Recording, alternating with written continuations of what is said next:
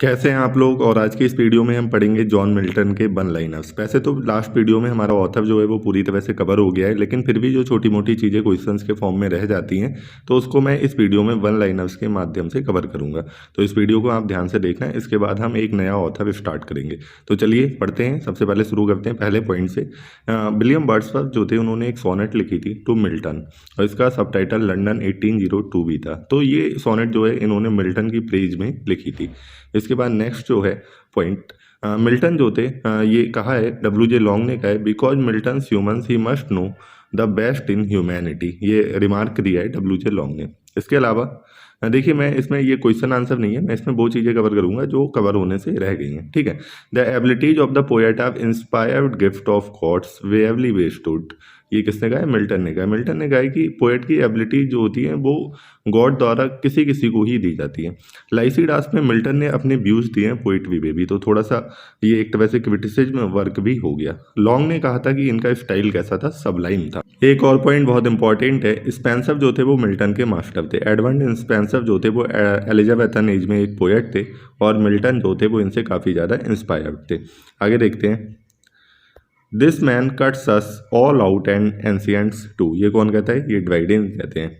Milton was influenced by John Fletcher's poem. ये important point है। Christ victory and triumph, इससे Milton जो थे वो इन्फ्लुएंस्ड थे। Thy soul was like a star, ये वर्ड्सवर्थ ने कहा है पहले क्वेश्चन में, जो उन्होंने सोनेट लिखी थी मिल्टन के लिए, और इसी सोनेट में इन्होंने कहा है yet the loveliest beauty on her self deadly. ये भी वर्ड्सवर्थ ने कहा है। इसके बाद एक इंपॉर्टेंट क्वेश्चन है मास्क। मास्क जो है वो कहाँ से आया है इंग्लैंड में? वो आया है इटली से। प्रॉब्लम प्लेस क्या होते हैं? ये जनरली सोशल प्रॉब्लम्स या सोशल लेवल्स को दर्शाते हैं। आगे देखते हैं। मिल्टन की जो हॉर्टन पोएम्स हैं वो एलिजाबेथन है इन नेचर, क्योंकि ये एलिजाबेथन एज के क्लोज रहे थे हॉर्टन पीरियड में अपने, तो थोड़ा सा इम्पैक्ट वहाँ पे दिखता है इनकी पोएम्स में। अच्छा, how sweet is divine philosophy, ये कौन कहता है? ये कॉमर्स, कॉमर्स से ये लाइन ली गई है। अब ये दोनों इंपॉर्टेंट पॉइंट है, मैंने आपको वीडियोज में भी बताया था। ग्रेट प्लेग इन लंदन, ये 1665 में हुआ था। लंदन की आधे से ज़्यादा आबादी मर गई थी इसमें, इतना भयंकर ये महामारी थी। और ग्रेट फायर ऑफ लंदन, ये 1666। तो ये दो बहुत ही मेजर इवेंट हुए थे उस टाइम इंग्लैंड में, और इस पर काफ़ी ज़्यादा लिखा भी गया है उस टाइम के लिटरेचर में। ये किसने गाया? Mighty mouthed inventor of harmonies, God gifted organ voice of England. ये किसने गाया? टेनिसन ने गाया। इसके बाद मिल्टन की एक लैटिन पोएम है एपिटाफियम डैमोनिस। ये जो है वो किसकी डेथ पे लिखी थी? इनका एक फ्रेंड थे डायोडाटी, इनकी डेथ पे उनको याद करने के लिए, उनको कमेमोरेट करने के लिए ये लिखी गई थी। अच्छा, मिल्टन का जो attack on corruption in the church, ये एक पैम्पलेट आया था ऑफ रिफॉर्मेशन। इन्होंने जो चर्च में करप्शन है उस पर अटैक किया था। ओके। एरियोपागस क्या है? जनरली इनका एक पैम्पलेट आया है, उससे ये टर्म जो है वो जुड़ा हुआ है। एरियोपेजेट का जो फ्रीडम ऑफ प्रेस के लिए एक पैम्पलेट आया था, तो वहीं से ये टर्म आया एरियोपैगस। तो ये पूछ लेते हैं ये है क्या? तो ये एक हिल है, हिल का नेम है विच हाईएस्ट गवर्नमेंट काउंसिल लेटर व जुडिशियल कोर्ट। इसके बाद हम करते हैं आगे। मिल्टन की पोइट्री जो है एक्ट्स एज एन इनकैंटेशन। इनकैंटेशन क्या होता है? एक मैजिक स्पेल की तरह काम करती है। ये कौन कहता है? मैकॉले बोलते हैं। Professor Dobson puts Milton next Virgil and Homer. Professor Dobson जो है वो मिल्टन को वर्जिल और होमर के साथ रखते हैं। Milton was a passionate man who lived in a passionate time. ये कौन बोलता है? ये जॉन बेली बोलते हैं। एंड काम माइंड ऑल पैसन स्पेंट, ये सैमसन एगोनिस्टिस से ये लाइन ली गई है, और यही एक और लाइन ली गई है सैमसन एगोनिस्टिस से। Oh dark dark dark amid the blaze of the noon. ये कहाँ से ली गई है? सैमसन एगोनिस्टिस से। इसके बाद देखते हैं। Tears such as angels weep burst forth at last, ये पैराडाइज लॉस्ट से ये लाइन ली गई है। और मिल्टन कौन थे? मिल्टन थे एक Puritan. Nothing is here for tears nothing to wail, ये किसने लाइन कही है? सैमसन ने कही है यहाँ पे। आगे देखते हैं। Milton left a high road behind him before he found nothing but jungle and fall fire, ये वैले ने बोला है। मिल्टन वोट नो लैंग्वेज, ये डॉक्टर जॉनसन ने लिखा है। इन्होंने इनकी लाइफ ऑफ मिल्टन लिखा था डॉक्टर जॉनसन ने। Okay. Milton's devil as a moral being is far superior to his god, ये हैजलिट बोलते हैं कि उसका जो सैटर्न का कैरेक्टर है वो उसके गॉड से कहीं ज़्यादा सुपीरियर है।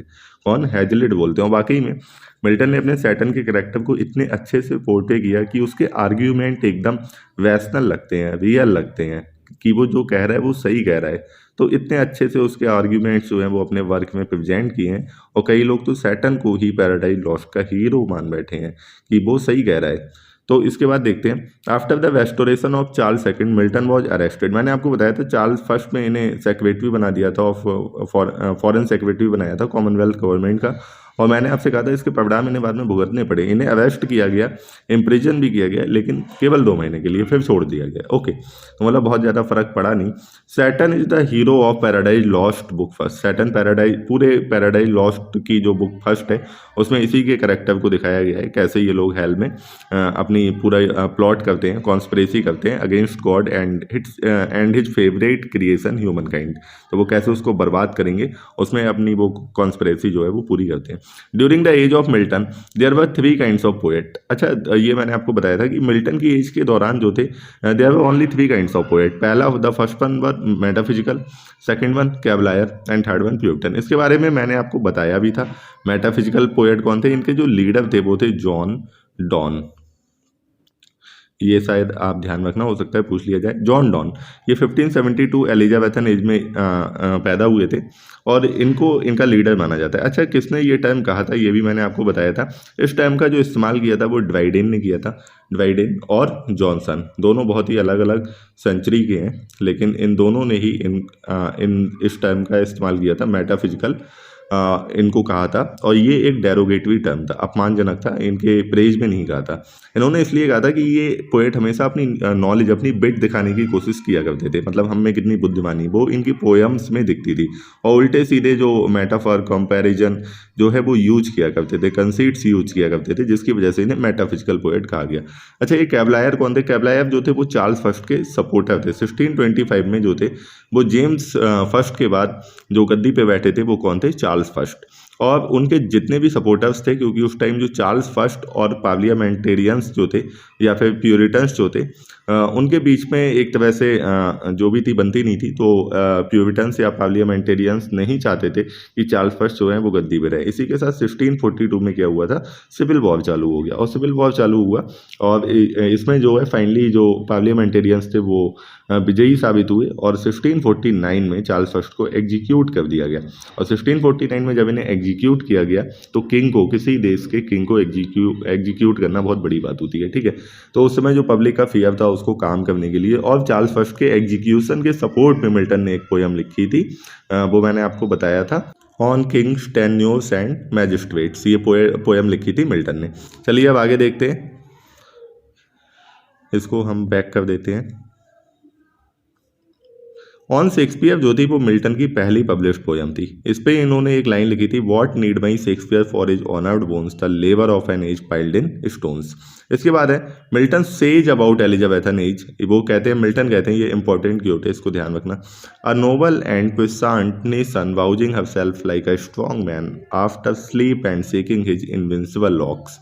इसके बाद है फेल वाउन the path of Milton in his hand the thing became a trumpet. अगर कोई आउटसाइड नॉइज आ रहा है प्लीज इग्नोर डेट, ठीक है। मिल्टन के हैंड में जो है, ये किसकी बात हो रही है? ब्लैंक वर्स की बात हो रही है, ठीक, कि वो उनके हाथ में आके एक ट्रम्पेट जैसी हो गई। ये कौन कहते हैं? वर्ड्सवर्थ करते हैं। We have self span oh why just up return to us again. ये भी उस सोनेट में ही कहते हैं जो इन्होंने लिखी थी लंदन 1802। अच्छा, मिल्टन जो है स्पेंसर के सन थे। ये कौन कहते हैं? ड्राइडन। मिल्टन स्पेंसर को अपना मास्टर तो मानते ही थे।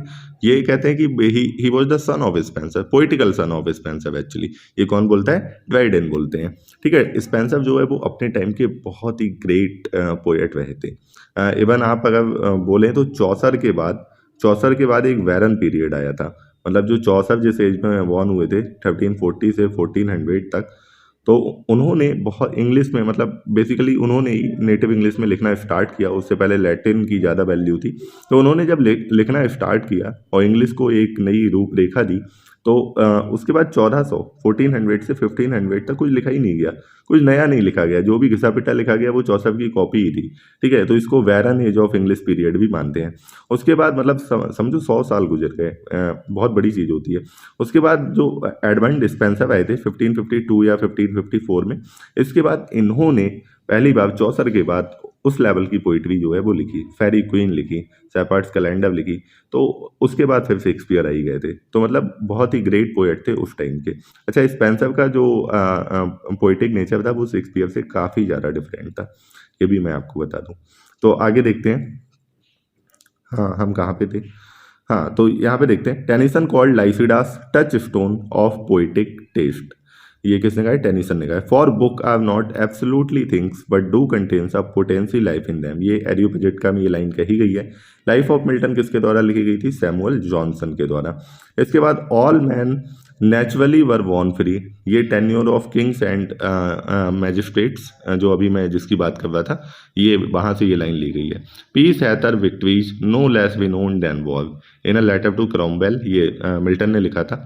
Fame is no plant that grows on mortal soil, वो कहते हैं फेम कोई प्लांट नहीं है जो कि कहीं पे जो मॉर्टल्स की मिट्टी में उगता है। ये लाइसिडास में ये लाइन ली गई है। My rising is thy fall and my promotion will be thy destruction, ये जीसस कहते हैं किससे? सैटन से कहते हैं, बुक 3 में। आगे देखते हैं, free we serve because we freely love, Raphael बोलता है इन पैराडाइज लॉस्ट में। तो आज की वीडियो यहीं पे ख़त्म करते हैं। अब हम जो अगला ऑथर स्टार्ट करेंगे that is William Wordsworth, WW। ठीक है, मजा आएगा इस ऑथर को भी आपको पढ़ने में। सबसे बड़ा ऑथर जो आपका TGT में लगा हुआ है वो है शेक्सपियर, TGT और PGT दोनों में ही। तो इसको हमें पढ़ने में टाइम लगेगा, अच्छी खासी वीडियोज लगेंगी इसको कवर करने में। तो इसके लिए आप थोड़ा सा प्रिपेयर्ड रहना। मिलते हैं अगली वीडियो में।